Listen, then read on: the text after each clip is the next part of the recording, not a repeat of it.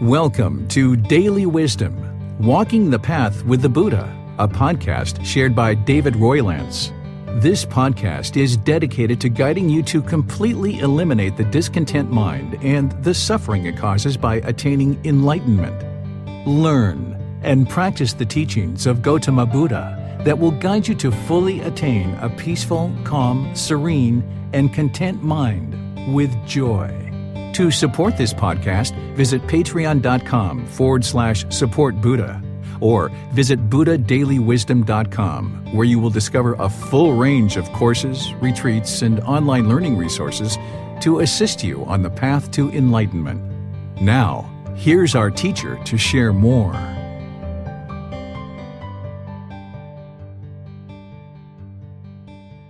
Frequently asked questions. 1. How do I become a Buddhist? Many times people ask, how do I become a Buddhist? This question often comes from the mind seeking a label or category for what one is choosing to become. In actuality, in my opinion, Gotama Buddha himself was not a Buddhist. The term Buddhist did not originate until after Gotama Buddha's death, so we know he was not a Buddhist. He discovered and shared teachings that lead to a better way of life, the awakened and enlightened mind. I do not think labels or categorizing people in any way is beneficial. We are all human beings. I see the question of how do I become a Buddhist as how do I awaken the mind to enlightenment? Let me answer this question. How do I awaken the mind to enlightenment, which is more beneficial than the previous question mentioned in the title of this question? To awaken the mind to enlightenment, a person needs to choose to learn and practice the teachings of Gotama Buddha to progress on the path to enlightenment with the guidance of a teacher. There is nothing formal one needs to do in order to learn and practice the teachings other than to have dedication and commitment to learning and practicing the teachings to awaken the mind to the enlightened mind, have access to the teachings, and access to a teacher. To awaken the mind, each practitioner will need a teacher. It is impossible to awaken the mind to enlightenment without the guidance of a teacher. A teacher will be able to provide you the teachings and personal guidance along the path to enlightenment. The only person who would be able to awaken the mind to the enlightened mind without teachers is a Buddha. The last Buddha currently known by the world existed over 2,500 years ago. So, you and everyone else will need guidance from a teacher. Once you find a teacher, they should have resources to assist you in learning and practicing the teachings to independently acquire wisdom along the path. As you learn and practice the teachings, there is no aspect of the teachings from Gotama Buddha that is based on belief. Belief will not liberate the mind to awaken to the enlightened mind. A student will need to gradually learn and practice the teachings to independently observe the truth in the teachings to acquire wisdom. It is this newfound wisdom that will allow the mind to function through the enlightened wisdom one acquires. In this way, the mind can gradually progress towards attaining a permanent mental state that is peaceful, calm, serene, and content with joy, the enlightened mind. Gotama Buddha did not share any teachings that include rites, rituals, ceremonies, or worship. He taught that these things do not lead to enlightenment, so there is no rite, ritual, ceremony, or worship that is required in order to pursue the path to enlightenment. The enlightened mind will not experience any discontentedness.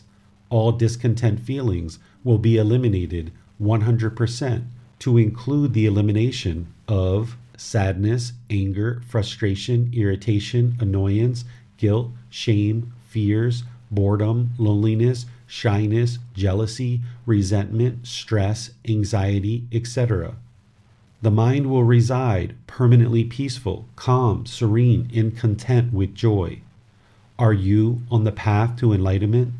Are you learning the teachings and progressing along the path? If not, you can be, and life is so much better as the mind gradually awakens to true reality, to enlightenment. 2. Do I need to give up all my possessions, occupation, and relationships to attain enlightenment? Absolutely not. While living a simple life can provide a lot of peace, the type of life you create for yourself and your existence is your personal choice. These teachings are not about eliminating possessions, occupations, and relationships, but rather training and purification of the mind. You need to eliminate how the mind relates to possessions, occupations, and relationships, etc., having these things while practicing non-attachment. The mind needs to eliminate the 10 fetters, taints, or pollutions of the mind, not possessions, occupations, and relationships, while cultivating other beneficial qualities of the mind. You can have possessions, an occupation, and relationships while practicing non-attachment to attain enlightenment. 3. What is reincarnation and rebirth? Are they the same thing? Reincarnation and rebirth are different. They are not the same. Reincarnation, the re-emerging of a soul in a new body. Reincarnation typically relates to a new existence from a soul, spirit, or entity of a previously existed being. The new existence is seen as being the same as the previous being, just in a new body. Reincarnation requires a permanent soul or entity that emerges repeatedly in new existences. Gotama Buddha did not share this as part of his teachings. The concept of reincarnation conflicts with Gotama Buddha's teachings on the universal truth of impermanence and the universal truth of non-self, thus was not taught by Gotama Buddha. In Gotama Buddha's 45 years of teaching, his teachings never contained any contradictions. Reincarnation is dependent on a permanent soul or spirit transcending multiple existences.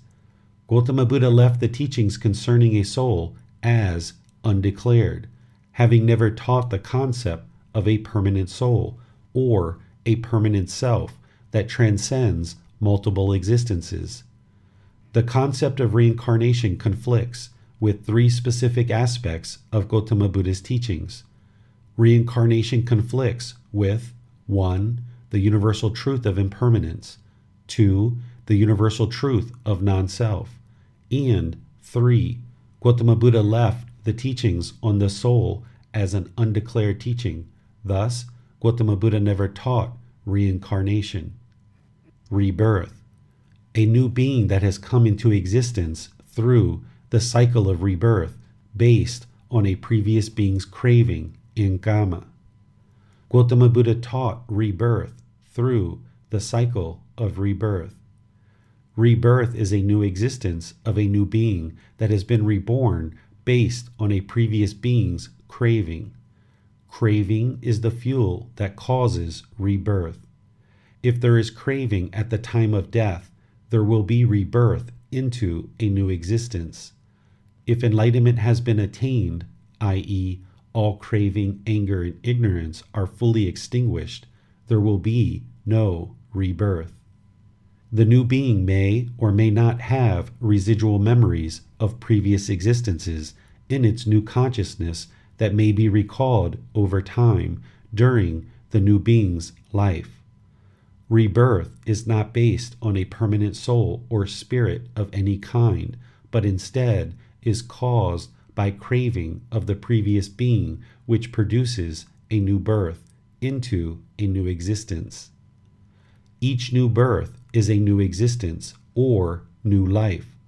In reality, this should be shared and discussed as the cycle of new existence because there is nothing that is actually being reborn.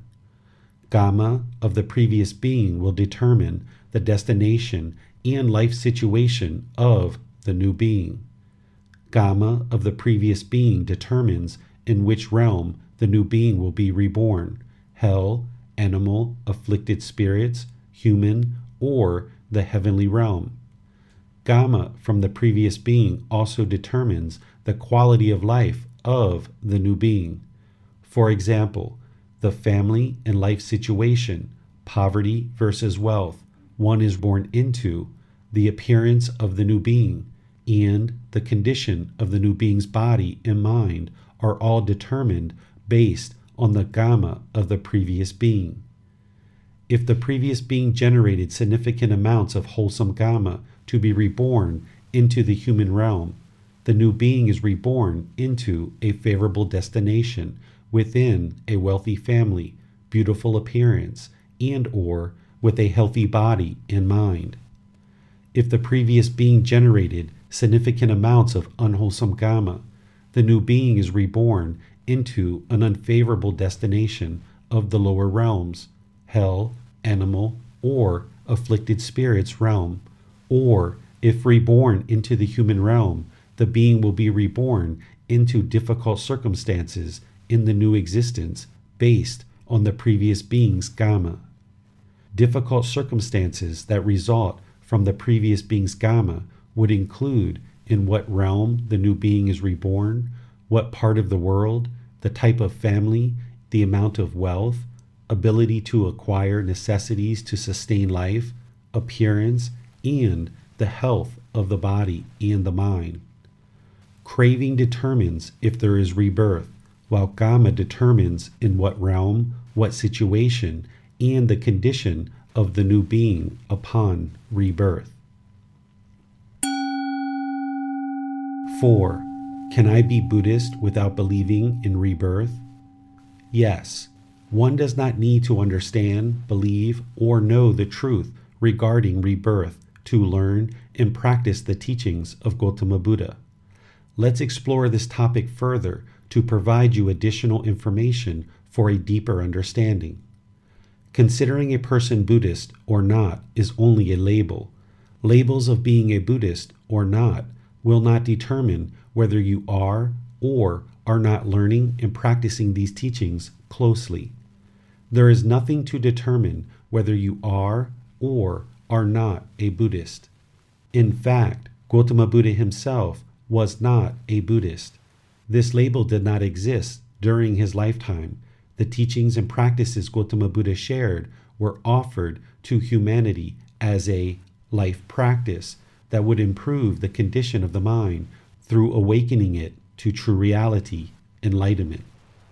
There are many people who have advanced in their practice to the point of observing past lives. It is through these observations that people, including Gotama Buddha, know that rebirth is the truth. You may or may not ever observe past lives as part of your pursuit to attaining enlightenment. The good news is that you do not need to observe past lives in order to attain enlightenment. What transpired in the past is in the past and has no impact on whether you attain enlightenment in this very life. Part of this good news is that your Gama in your previous lives was wholesome enough that you were able to obtain the human state for this rebirth, and now you have an opportunity to attain enlightenment in this very life. What happened in the past or may happen in the future is not important to attain enlightenment in this very life.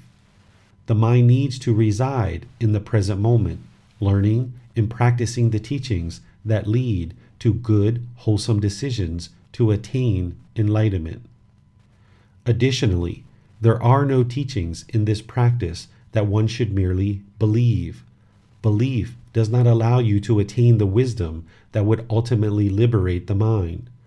It is only when you learn the teachings, putting them into practice, that you will be able to independently verify the truth in the teachings that will ultimately liberate the mind to attain enlightenment.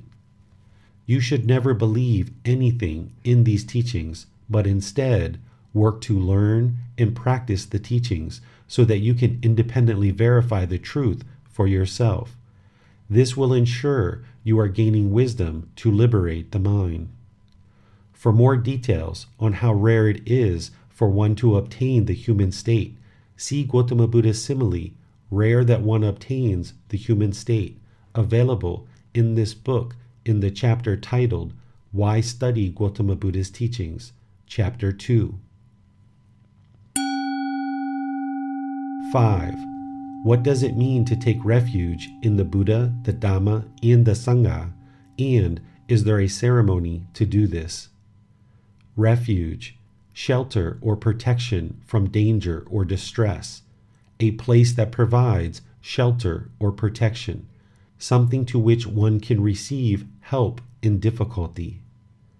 Buddha, a being who has attained enlightenment on their own without the assistance of teachers to independently discover teachings that lead to their own enlightenment, with the ability to share their independently discovered teachings that lead countless others to enlightenment during their lifetime and after their death.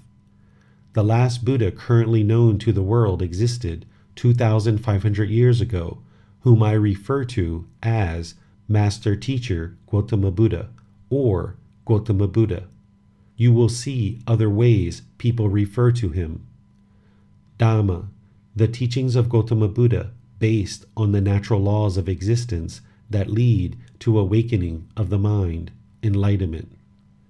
Sangha, the entire community of practitioners to include ordained practitioners and anyone who has attained one of the 4 stages of enlightenment.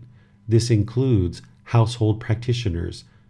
These are the teachers who can guide others to attain enlightenment through the teachings of Gotama Buddha. When we say, take refuge in the Buddha, the Dhamma, and the Sangha, we are saying that one's mind can be protected through having confidence in the Buddha, through learning the Dhamma, and through seeking guidance from the Sangha. One would need to take refuge in all 3, not just one. This is also referred to as the triple gem or the triple jewel. When one learns and practices these teachings with guidance from teachers, the mind can reside permanently peaceful, calm, serene, and content with joy. The mind is unshakable because on this path you will know the truth and have deep wisdom. The mind will be unshakable, meaning nothing and no one can ever cause the mind to be angry, frustrated, irritated, annoyed, or have even the slightest stress or discontentedness. The mind will be protected from these and all other discontent feelings like boredom, loneliness, guilt, shame, fear, shyness, jealousy, resentment, anxiety, etc. Absolutely nothing will ever negatively affect the mind once it is experiencing enlightenment. The enlightened mind is fully protected. If one seeks refuge in the Buddha, the teachings, and the community, the mind will be permanently protected through your own learning and practice to attain enlightenment as you are guided by the teachers of the community. The mind will be unshakable. People throughout time have come up with rites, rituals, ceremonies, or worship that they say are an acknowledgement of taking refuge in the Buddha, the teachings, and the community. However, these were not taught by Gotama Buddha and is only something that people developed along the way. There is no benefit to a ceremony. A ceremony does not have the power to change anything about the mind. It is only through learning and practicing the teachings that the mind can develop and improve its condition to experience enlightenment. One of the aspects of the mind Gotama Buddha taught to eliminate in order to attain enlightenment is wrong behavior and observances, elimination of the mind's belief that rites, rituals, ceremonies, and worship will help a practitioner to attain enlightenment. well-developed practice of the Eightfold Path. One needs to eliminate this fetter or pollution from the mind to even attain the first stage of enlightenment. This is one of the 10 fetters. All 10 fetters need to be eliminated to attain enlightenment. If the mind thinks that rites, rituals, ceremonies, or worship is going to improve the condition of the mind and progress a practitioner to enlightenment, the mind still has the pollution of wrong behavior in observances. Therefore, the practitioner's mind is not enlightened and will not be enlightened until this pollution or wrong view is removed from the mind. Taking refuge to Gotama Buddha would be to learn and practice the teachings. In this way, the more you learn and practice, the more and more protected the mind will become. A ceremony cannot do that for you. It is only through your own dedication and commitment to learning and practicing that will allow one to have protection of the mind, taking refuge in the Buddha, the teachings, and the community. All human beings can take refuge in the Buddha, the teachings, and the community. All human beings should take refuge in the Buddha, the teachings, and the community. This is the only way for the entire world to experience worldwide peace. 6. What is our purpose in life? What is the purpose of our human existence? This is a common question some ask of themselves, and we sometimes ask of spiritual teachers. Various answers to these questions have been provided by various spiritual teachers around the world. Let's explore this question and the nature of this question arising in the mind. The human mind contains the human ego. These types of questions are asked from the human ego. It is our ego that has craving or desire to have importance and a purpose in this life. The ego craves for there to be a special purpose or higher calling for human existence on this planet. The human ego is always looking for significance, purpose, and importance, so the question of what is our purpose in life could surely arise in the mind. The short answer is there is no purpose to life. There is nothing here, and there is no point or significance in life. This could be considered a pessimistic view, but let's examine it more closely. If humans completely vanished from the earth in the snap of a finger, would there be grieving or sadness? Who would grieve or be sad? Would the monkeys, whales, or birds grieve that humans have vanished?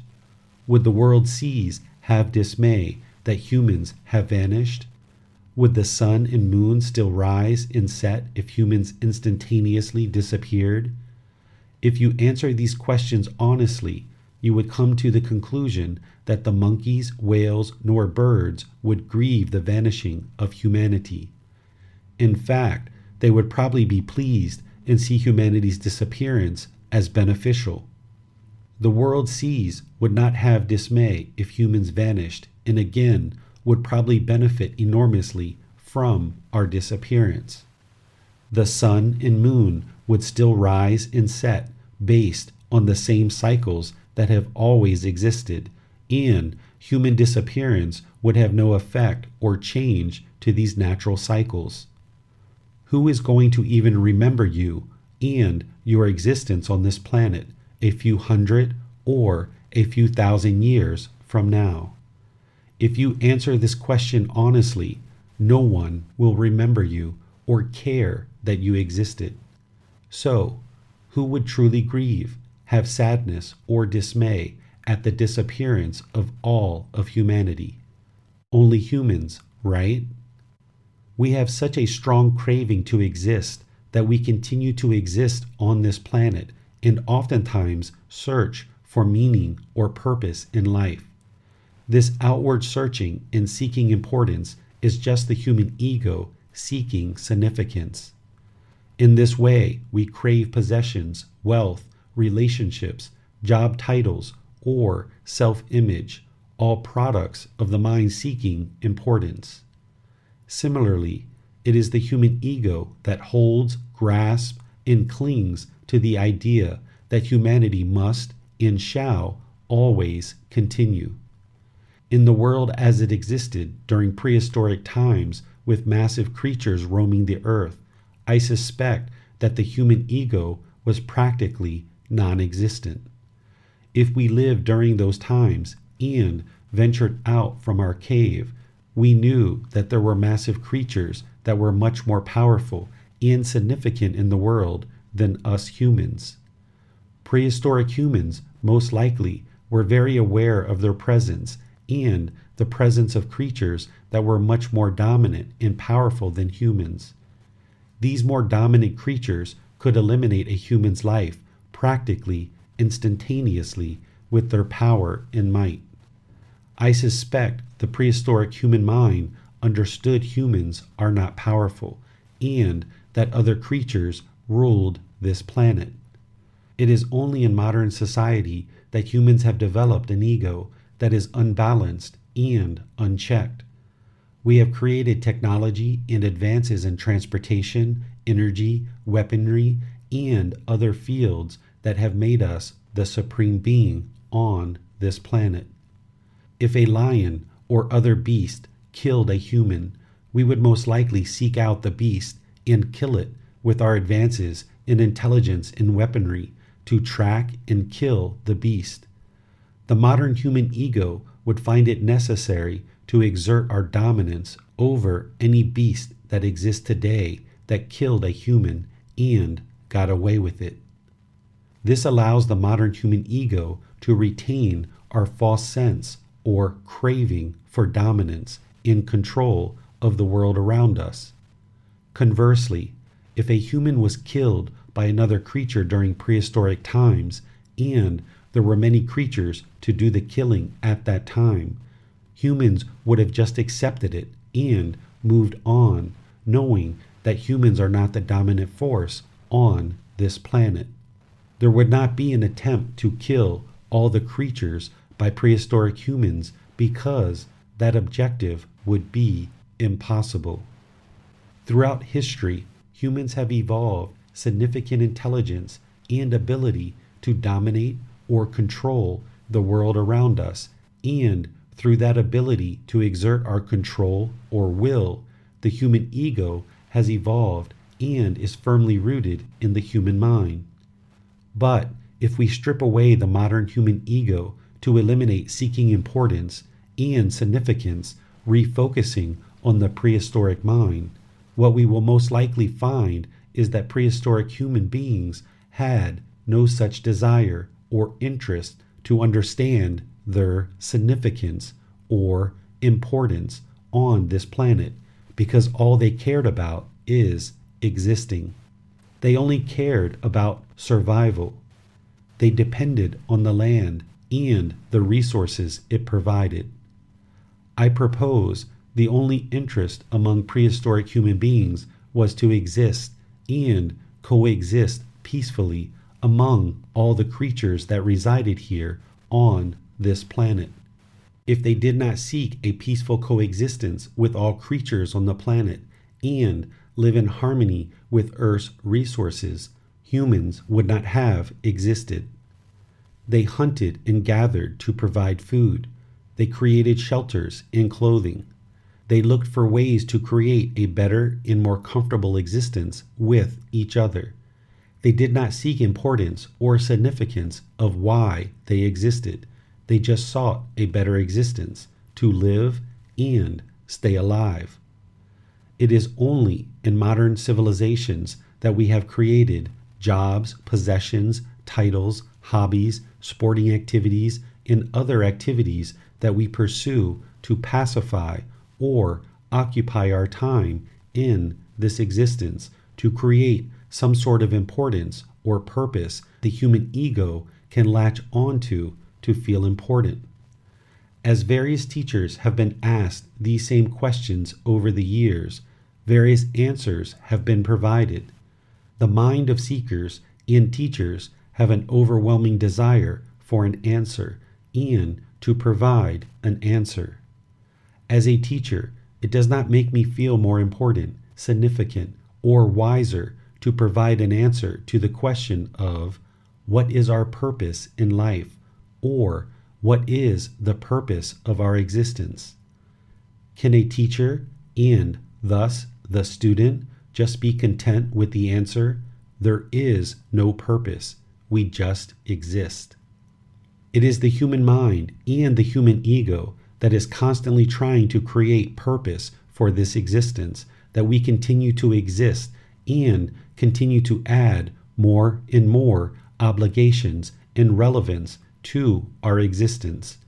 We are the dominant and controlling creature on this planet, so the ego expects and craves the answer that there must be some sort of significance or importance to our existence.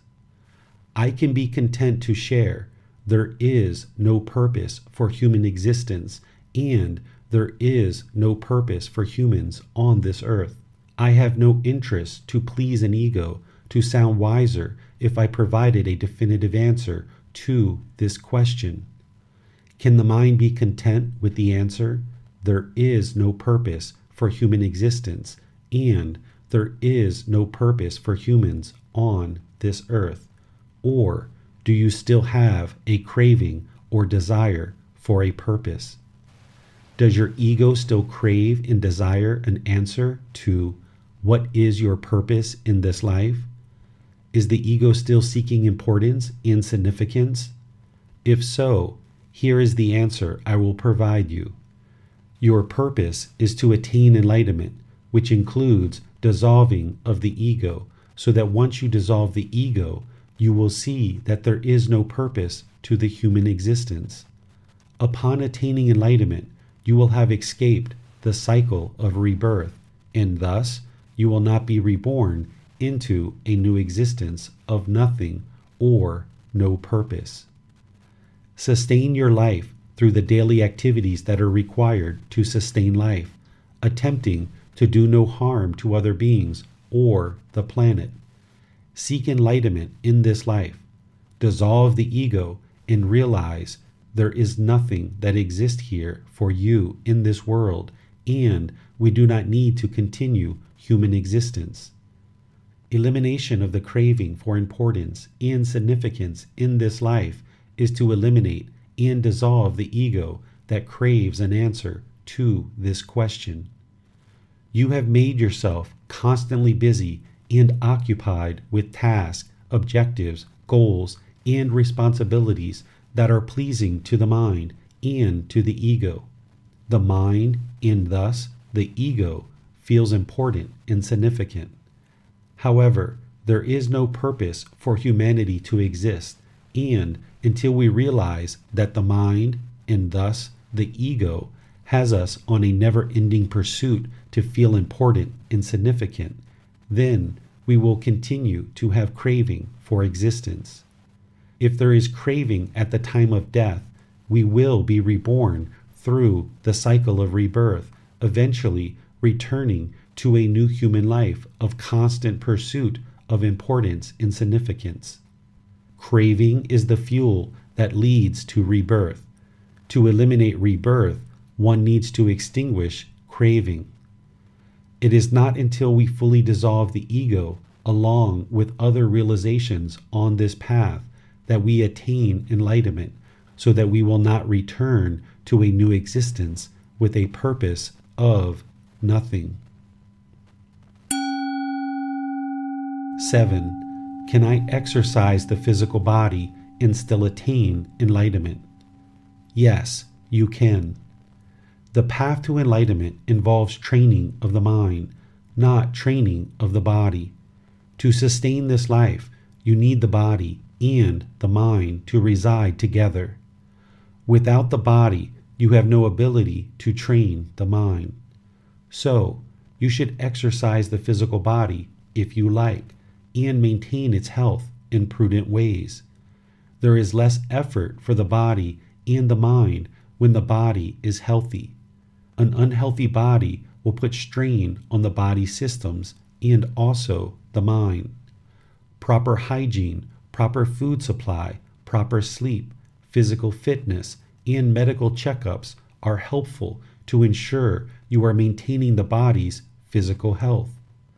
The mind can also become attached to having excessive hygiene, proper food supply, physical fitness, and extensive worry about poor health, causing discontentedness. So it's important that you maintain your health without craving desire attachment.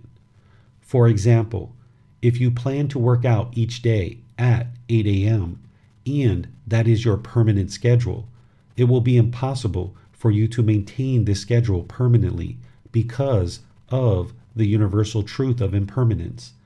It will be impossible to maintain a fixed, steady, or permanent schedule. Just because you missed a workout at 8 a.m., can the mind still be content? Missing a workout does not give you permission to be grumpy, upset, or angry to those around you. You also should not show arrogance that you are a superior athlete who looks down on all those who choose not to implement a fitness plan. You should also not rush through your daily activities just to get to your workout. Take things at a calm, steady pace and work out when you have the time and ability if you choose. You will find that having regular physical activity of some type will improve the condition of the physical body and clarity of mind. 8. Is medicine and medical procedures for the body a craving, desire, attachment? Determining if something is or is not a craving, desire, attachment is based on how the mind relates to the person, object, or situation. If there is a mental longing with strong eagerness, that is a craving, desire, attachment. There are many health conditions that can be improved by medications. Pain relief medicine is helpful in certain situations. In life, you may experience headaches and other pains in the body. This is normal, and pain relief medication can be helpful to temporarily relieve various pains in the body.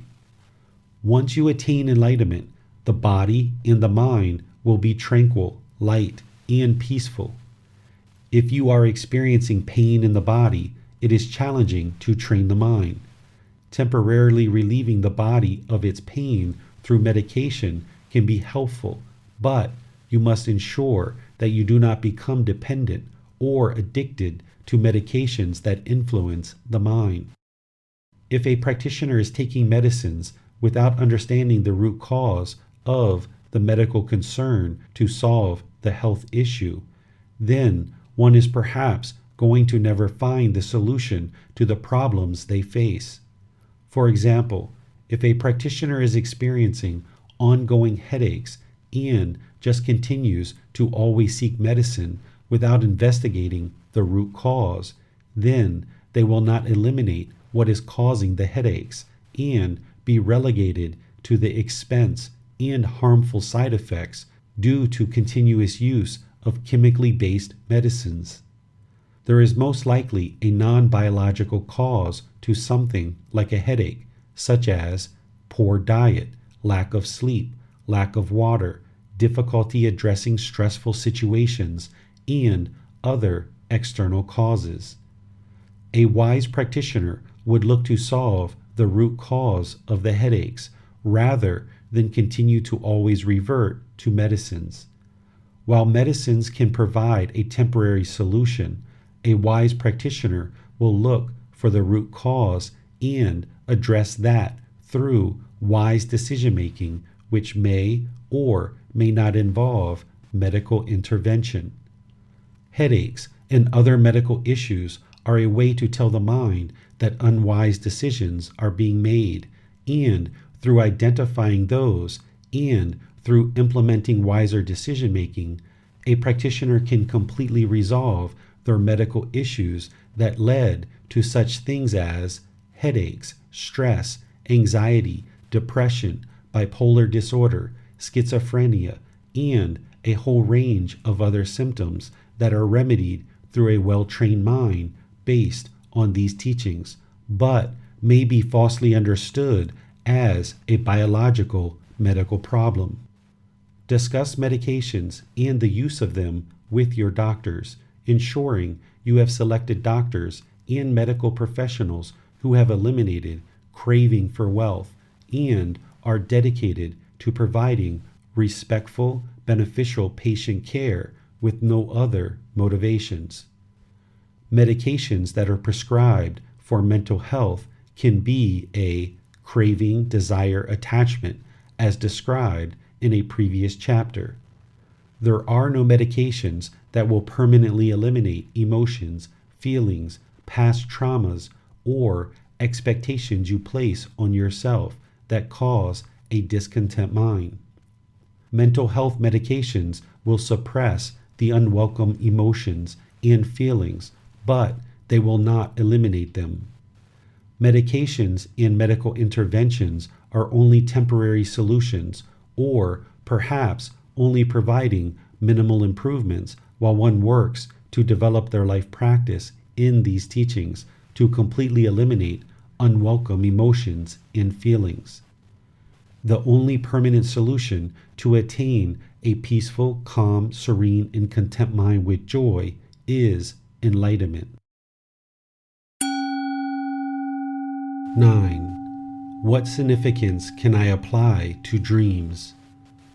The mind can produce various thoughts and experiences, including dreams.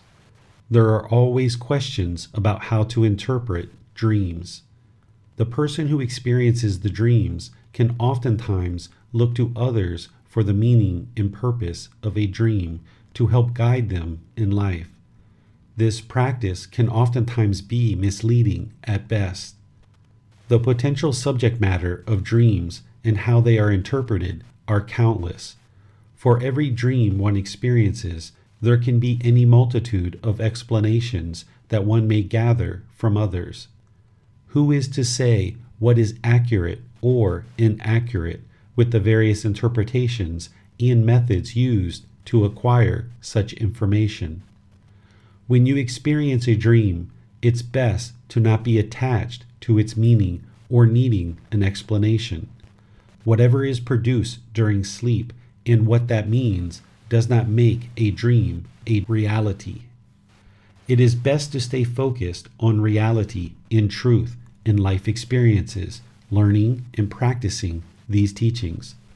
You may notice as you near enlightenment and attain enlightenment that dreams become less frequent or are actually eliminated 100%. While there are some who put a lot of belief and superstition into dreams and dream interpretation, it is best that as you remember dreams to just move past it, remaining unattached to acquiring the meaning of a dream. Consider a dream in the past while focusing on what you need to do in the present moment to continue your progress on this path. Being attached to the past or past experiences can only burden the mind and leave one craving answers to past experiences when one of the goals of these teachings is to bring the mind into the present moment without concern of what has happened in the past or what may happen in the future. 10. Why is enlightenment permanent? Gotama Buddha taught that all conditioned thoughts and feelings that arise are impermanent. He did not teach everything is impermanent. What is a conditioned thought or feeling? A conditioned thought or feeling is an arisen thought or feeling that is dependent on an impermanent source or object. It is a thought or feeling that can be observed to arise, change, and then cease to exist. A conditioned thought or feeling is impermanent, or in other words, temporary. For example, I am happy because I got a new car. The new car is the condition that is causing the happiness. The happiness has arisen in the mind due to the condition of the new car. The feeling of happiness arises based on an impermanent condition. The feeling changes over time, and then the happiness eventually ceases to exist. The conditioned feeling of happiness is impermanent or temporary. Since the happiness was based on an impermanent condition of the new car, the happiness experienced is impermanent. The thought or feeling of happiness that has arisen, changed, and ceased to exist, as all conditioned feelings are impermanent. Another example: I am sad because my pet animal died. The pet animal is the condition that is causing the sadness. The sadness has arisen in the mind due to the impermanent condition of the pet animal. The animal is not permanent, and due to the mind craving it to be permanent, it is causing itself to be sad or discontent. The feeling of sadness arises based on an impermanent condition of the pet. The feeling changes over time, and then the sadness eventually ceases to exist. The conditioned feeling of sadness is impermanent or temporary. Since the sadness was based on an impermanent condition of the pet, the sadness experienced is impermanent. The thought or feeling of sadness has arisen, changed, and ceased to exist, as all conditioned feelings are impermanent. This is what is experienced in the unenlightened mind.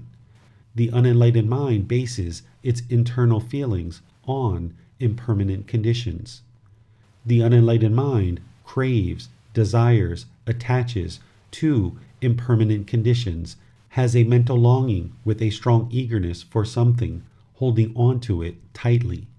When the condition changes due to impermanence, the mind produces thoughts or feelings such as happiness or sadness, for example. Then, the unenlightened mind is not comfortable when impermanence is experienced because it is not trained to understand impermanence. The unenlightened mind experiences discontentedness, pleasant feelings, painful feelings, and feelings that are neither painful nor pleasant, and the suffering these feelings cause due to craving, desire, attachment for permanence when all conditioned objects are impermanent. This is not how an enlightened mind functions. An enlightened mind has been liberated from the constant craving, desire, attachment to impermanent conditions that cause internal feelings. The enlightened mind has eliminated craving, desire, attachment. All mental longing with a strong eagerness for permanence has ceased to exist. Therefore, it no longer bases its internal feelings on impermanent conditions. An enlightened mind will have been trained to extinguish the primary problem discovered by Gotama Buddha, which is craving, desire, attachment to impermanent conditions. The enlightened mind no longer craves permanence. Having eliminated the mind's mental longing with a strong eagerness for permanence, i.e., craving, desire, attachment, the mind no longer grasps, longs, or seeks fulfillment, pleasant feelings, in impermanent conditions. An enlightened mind knows that the conditioned thoughts and feelings are impermanent, i.e., temporary, and therefore has been trained not to seek fulfillment, pleasant feelings, based on impermanent conditions. An enlightened mind has removed, eliminated, eradicated, and extinguished all craving, desire, attachment, and therefore no longer has mental longing with a strong eagerness, being inwardly peaceful and content, no longer basing its internal feelings on impermanent conditions. The mind has been liberated, has attained enlightenment, and is enlightened. The mental state of enlightenment is unshakable and permanent. Once a mind has been trained to eliminate craving, desire, attachment, it will not ever go back to seeking fulfillment, pleasant feelings, from impermanent conditions. The mind has acquired the wisdom that seeking fulfillment, pleasant feelings, from an impermanent condition only welcomes and brings sadness, anger, or worse, and thus no longer has an interest or desire to seek fulfillment, pleasant feelings, from impermanent conditions. Once one acquires this wisdom and has been trained, the mind will not unlearn this wisdom, and thus it is permanently trained based on this wisdom to reside peaceful, calm, serene, and content with joy. The enlightened mind is permanently peaceful, calm, serene, and content with joy, not based on any impermanent conditions. All conditions have been removed, and thus the mind resides in the natural enlightened mental state that is permanent, described as an unconditioned mind. One who has attained enlightenment will have a permanent mental state of joy. Having attained enlightenment, the joy experienced is without conditions or unconditioned, and not based on an impermanent situation, object, or experience, and therefore is permanent. The unenlightened mind is affected by the impermanent nature of impermanent conditions, while an enlightened mind has been trained and liberated through wisdom to no longer be affected by impermanence. Gotama Buddha's teachings provide guidance to train the mind to attain a permanent place to reside, unaffected by the impermanent nature of conditioned thoughts and feelings. This is the enlightened mind, completely pure and without conditioned thoughts or feelings. An enlightened mind is permanently peaceful, calm, serene, and content with joy, not based on any conditions. All conditions are eliminated, and the mind is unconditioned. The mind has been purified with all fetters, taints, or pollution of mind removed and eliminated. An enlightened mind is liberated from the outward seeking and searching for satisfaction based on impermanent conditions, and is inwardly peaceful, calm, serene, and content with joy permanently. 11. Why are donations of support for teachers of Gotama Buddha's teachings so important? There are two primary reasons why donations of support are important as it relates to Gotama Buddha's teachings. Let's explore those reasons. Continuation of Gotama Buddha's teachings. Gotama Buddha's teachings have existed on this earth for over 2,500 years only because people have offered support for their continued growth and expansion. There is no centralized organization responsible to collect and distribute Gotama Buddha's teachings, and thus it is up to individuals like you and me to continue the support and growth of these teachings worldwide. For over 2,500 years, people have provided food, water, clothing, shelter, medical supplies, and financial donations to support those who are sharing the teachings of Gotama Buddha. In this way, the teachers are able to focus their time on practicing the teachings to gain experience and on sharing the teachings of Gotama Buddha for the benefit of others. Teachers receive no inherent benefit for themselves in sharing the teachings, but what you will find is that people deeply practicing the teachings will oftentimes make the decision to share their experiences through formal teaching for your benefit. Legitimate teachers will openly and freely share the teachings with any and all beings without reservation. They will accept any and all students who respectfully choose to learn and progress in their practice of these teachings. While they may freely offer the teachings for students to learn and progress, it is not free for teachers to offer the teachings. There are many resources needed to support a teacher's ability to exist in this life and share the teachings openly and freely. Teachers will set up their life in such a way that requires only basic support of food, water, clothing, shelter, medical supplies, and financial support. A dedicated teacher will not be interested in anything other than basic support and supplies to sustain their life. Without continuous donations to support teachers, the teachers would not be able to exist in the world to offer the teachings for practitioners to learn and progress on the path to enlightenment. The teachings would not have reached you in this life had countless people prior to you not offered donations of support so that teachers could continue to learn, practice, and offer the teachings openly and freely to all beings. It is the people before you that have provided regular donations of support to allow the teachings to continue and ultimately reach you for your benefit. It is your donations of support that will help you and people after you to learn and practice these teachings.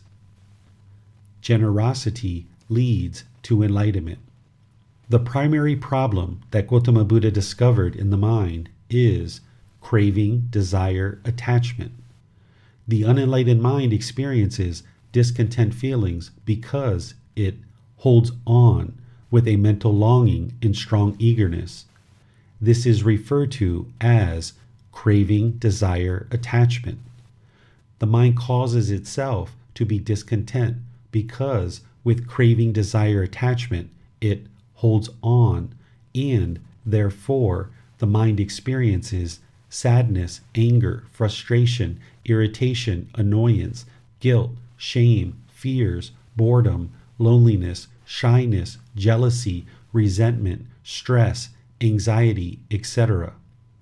To learn and progress in the practice of these teachings, a student can completely and entirely eliminate discontentedness in the mind, and all discontent feelings are eradicated to attain the enlightened mind.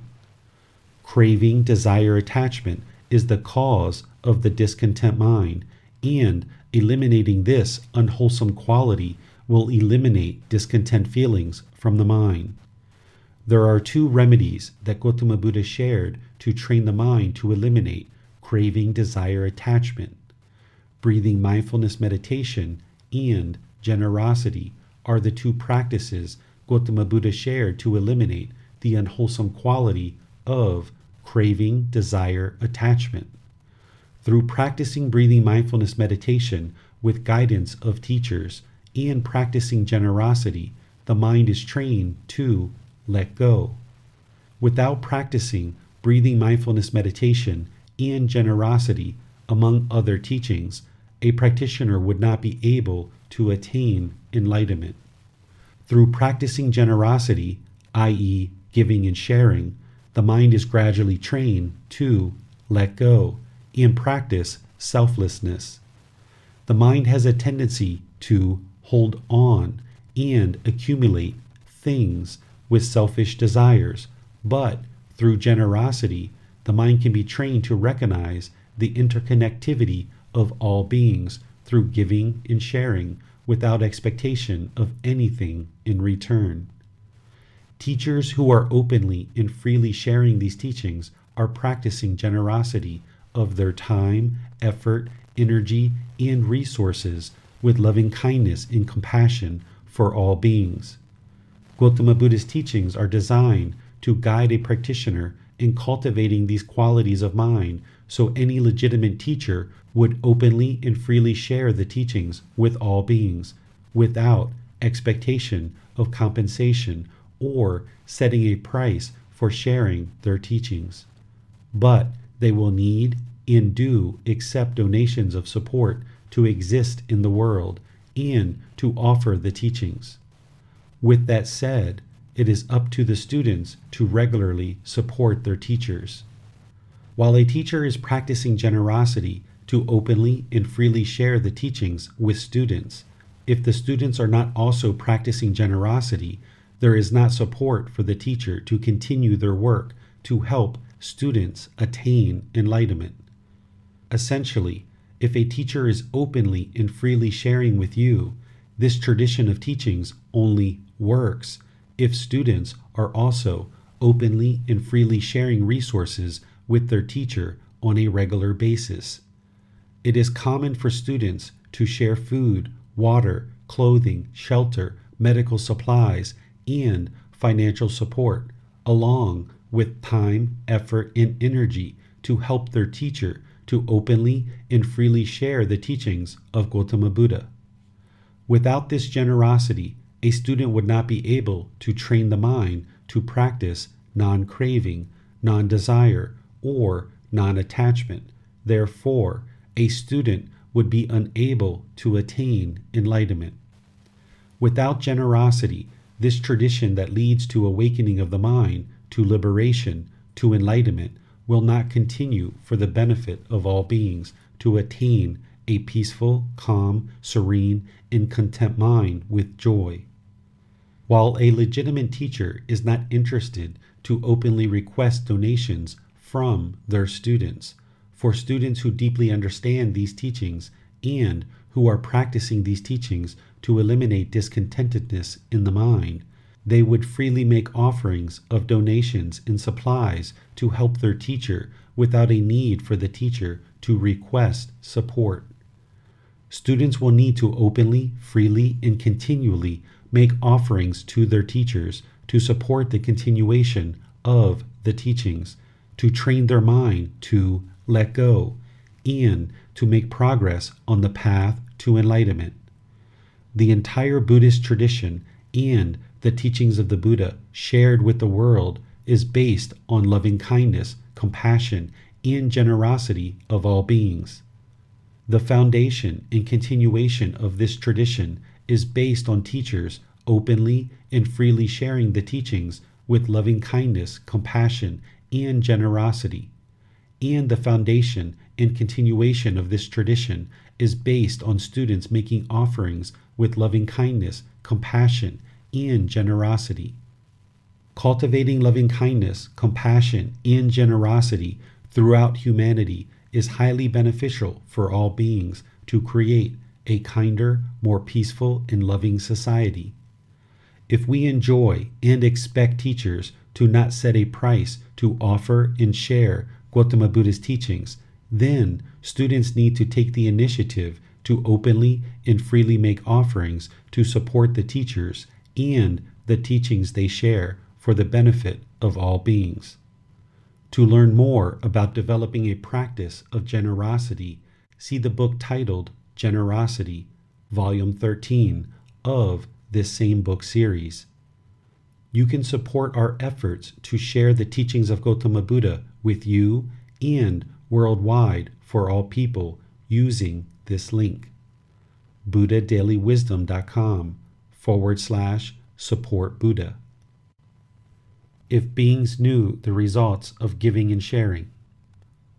The following is a translation of Gotama Buddha's teachings from the Pali Canon, the source of Gotama Buddha's teachings. Monks, if beings knew, as I know, the results of giving and sharing, they would not eat without having given, nor would the stain of selfishness obsess them and take root in their minds. Even if it were their last bite, their last mouthful, they would not eat without having shared it, if there were someone to share it with. But because beings do not know, as I know, the results of giving and sharing, they eat without having given, and the stain of selfishness obsesses them and takes root in their minds. Gotama Buddha. Reference ITI 26.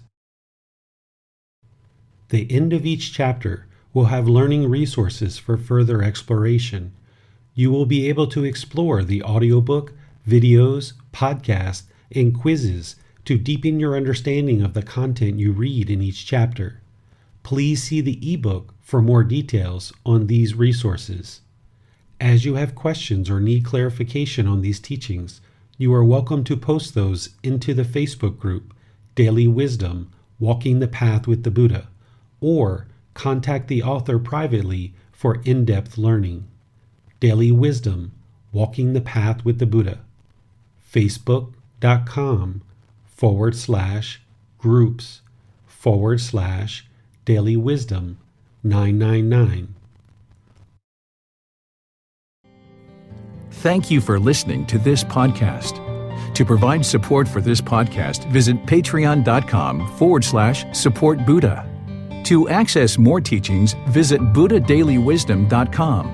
There, you will discover a full range of courses, retreats, and online resources to assist you on the path to enlightenment.